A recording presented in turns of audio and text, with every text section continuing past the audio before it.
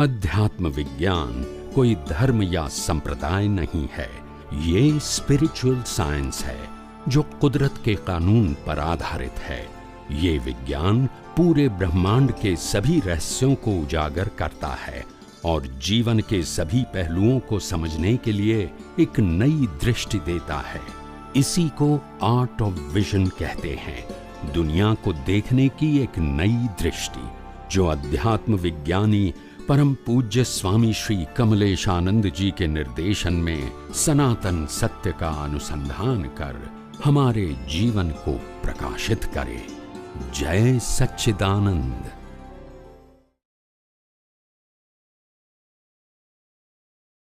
जय सच्चिदानंद स्वामी जी।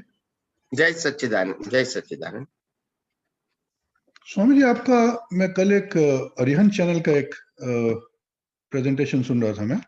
उसके अंदर आपने विचार और भाव का डिफरेंस आप समझा रहे थे। विचार, ओके। विचार और भाव में क्या डिफरेंस है? तो ये मैंने पहले भी आपने कहीं पर ऐसे बताया कि भी जो इस भव के साथ जो कुछ हमारा जुड़ा हुआ है वो विचार है और अगले भव के साथ जो जुड़ा हुआ है वो भाव है। ऐसा मुझे ऐसा लगा कि आप ऐसा बोलने की कोशिश कर रहे हैं। तो इसमें थोड़ा सा मुझे कंफ्यूजन है कि हम जो कई दफा जो हमारे मन में ऐसा जो प्रोसेस करके हम हमारे मन में खड़ा होता है कि भी ऐसा करना चाहिए, ऐसा करना चाहिए, तो ये जो है हम ऐसा सोच के नहीं करते कि भी अगले भव के लिए हमारा एक अंदर ऐसे ही चलता है कि भी जो है नहीं ऐसा होता तो अच्छा रहता, या ऐसा करना चाहिए था, तो वो अगले भव के साथ जुड़ा नहीं होता। और सेकेंडली जो लोग रीबर्थ में विश्वास नहीं करते तो वो तो उनके अंदर तो बिल्कुल ऐसा होगा ही नहीं कि भी अगले भव का सोच के कर रहे हैं, लेकिन भाव तो उनके भी बन रहे हैं। तो ये जो एक्सप्लेनेशन है कि भी इस भव के साथ जुड़ा हुआ है या अगले भव के साथ जुड़ा हुआ है, ये मेरे मन में थोड़ा सा क्लिक नहीं कर रहा है, उसको ठीक से एक्सेप्टेंस में नहीं आ रहा है। और सेकेंडली जो मुझे जो समझ में जैसे आता है कि भाई एक तो हमारा जो हम एक्शन जो हमारे करते हैं किसी लाइक्स और डिसलाइक्स के बेसिस पे करते हैं कि हमारे मन में लाइक्स हैं, डिसलाइक्स हैं, तो वो लाइक्स और डिसलाइक्स के बेसिस पे हमारी जिंदगी चल रही है। और लेकिन साथ साथ जब लाइक्स और डिसलाइक्स के बेसिस पे जिंदगी चलती है तो उसके अंदर फिर ऑटोमेटिकली हमारी एक साथ साथ प्रोसेसिंग भी होती है अंदर कि भी जो है ऐसा होना चाहिए, नहीं होना चाहिए।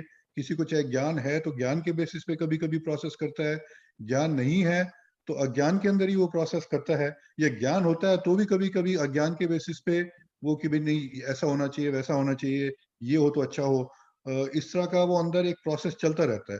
तो वो जो प्रोसेस है, एक तो मतलब जो डिस्चार्ज में हमारा जो लाइक्स और डिसलाइक्स हैं तो उसके बेसिस पे हमारी जिंदगी चल रही है, और दूसरा जो प्रोसेस करके जो मैं एक नया इंटरेस्ट क्रिएट करता हूँ कि भाई जो है ये इंटरेस्ट ऐसा होना चाहिए, तो एक अंदर एक इंटरेस्ट क्रिएट होता है। तो मुझे लगता है कि वो जो इंटरेस्ट है जो आपने उसमें बताया था वीडियो में भी कि भी जो है भाव इंटरेस्ट के साथ जुड़ा हुआ है, तो इंटरेस्ट ही मुझे लगता है कि शायद भाव है, या जो बेसिकली हमको जो भाव के अंदर पकड़ना है वो इंटरेस्ट की बात पकड़नी है कि भाई कहाँ कहाँ पर मेरा इंटरेस्ट अभी पड़ा हुआ है। तो वो अगर इंटरेस्ट को पकड़ेंगे तो भाव शायद पकड़ में आ जाएगा, लेकिन इसकी क्लैरिटी नहीं है पूरी प्रोसेस की, तो थोड़ा सा इसके समझाइए। समझाओ। तो जो आपने जो इंटरेस्ट बताया ना, इंटरेस्ट के अंदर एक शब्द ऐड कर दो, interest with intention. Interest with intention, yes. अच्छा, दोनों भाव क्रिएट करने में सहायक है। विदाउट इंटेंशन इंटरेस्ट नहीं आएगा। आपका ध्येय क्या है? What is the purpose? Intention, then they create the second form is interest, and then they create the cause as per your interest. तो इंटेंशन का मतलब मेरा आशय, जैसे बताऊं मैं आपको, जैसे मेरे को मोक्ष में जाना है, तो मेरा इंटरेस्ट किस में रहेगा? किस प्रकार से मैं संसार से मुक्त रहूं। अभी मेरे लिए संसार में सुख दुख वो मेरा सब्जेक्ट नहीं रहेगा। तो intention, then interest, and they create the new cause for the next birth. फिर आपने जो पहली बात किया कि आपका जो फर्स्ट क्वेश्चन था, पहला क्वेश्चन आपका ये था कि भी हमको लगता है कि भी आपने जो डेफिनेशन दिया है, भाव कर्म दो प्रकार के हैं, एक डिस्चार्ज और चार्ज भाव, और डिस्चार्ज और चार्ज भाव की लाइन ऑफ डिमार्केशन बताया। जो भाव इस भाव के साथ जुड़े हैं वो डिस्चार्ज भाव है, और जो भाव इस भाव के साथ नहीं जुड़े हैं वो चार्ज भाव है। तो ये डेफिनेशन हो गई। अभी आपने उसमें कंफ्यूजन आपको ये लगा कि भाई हाउ वी कैन आइडेंटिफाई कि ये भाव के साथ जुड़ा है या नहीं जुड़ा है। तो मैंने उस समय अलग अलग समय पे अलग अलग प्रकार का एग्जाम्पल दिया था। जैसे आज आप डॉक्टर हैं, अमेरिका में आप प्रैक्टिस कर रहे हैं, तो आप डॉक्टर हैं, मगर आपने डॉक्टरी करते करते करते करते करते आपके जीवन में लगा कि नहीं, उससे अच्छा चार्टर अकाउंटेंट होता तो अच्छा, क्या ये ऑपरेशन करना, ये करना, वो करना, अच्छा पैसा तो मिलता है, मगर चार्टर अकाउंटेंट बैठ के सीपीए हो गए तो ऑफिस में बैठ के काम करने का है कंप्यूटर के ऊपर। तो ये आपका इंटेंशन हो गया। अभी प्रैक्टिस आपकी डॉक्टर की है, मगर इंटेंशन क्या है, चार्टर अकाउंटेंट बनना या सीपीए बनना। तो फिर आपकी कॉज उसी प्रकार की बनेगी एज अ सीपीए। तो नेक्स्ट बर्थ में आपका रिजल्ट आएगा as a CPA, not doctor.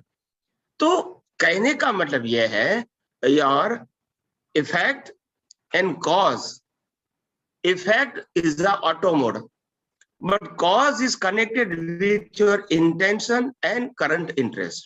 They create the new cause for the next birth. तो यहाँ आपको प्रिंसिपल समझना है, इंटेंशन क्या है। कॉज तो होगा, हमको माँ बाप मिलते हैं, हम कॉज चेंज करते नहीं, ऐसा नहीं, ऐसा माँ बाप हो तो अच्छी बात है। तो ये इंटेंशन चेंज होगा, माँ बाप तो इस बर्थ में चेंज होने वाला नहीं है, मगर we create the intention for the next birth. हमने शादी किया, हम इंडिया की बात करते हैं, हमने शादी किया हस्बैंड और वाइफ के साथ, हमको पसंद नहीं आता है, हो सकता है ड्यू टू सम रीजन, मगर हम कहेंगे नहीं इस प्रकार का हस्बैंड या वाइफ होता है तो अच्छी बात है, मगर वो इंटेंशन की बात है, ये बर्थ में तो कुछ होने वाला नहीं है। तो कहने का मतलब ये है, result is the decided, but exam you create as per your current intention, and with the help of current intention you create the new interests, and with the help of the new interest you create the new cause for the next birth. तो ये cycle हो गई। बाकी mechanical बात तो चलता ही रहेगा, आप सोचोगे या ना सोचोगे, it is decided. Our whole life including our mind, speech and action is pre-decided as per your previous birth past. तो उसमें तो कुछ नहीं कर सकते, सोच और ना सोचने से भी कोई फर्क नहीं होगा, इट्स ऑटोमेटिक सिस्टम। मगर जो कुछ भी पुरुषार्थ है, परिवर्तन करना चाहते, वो सिर्फ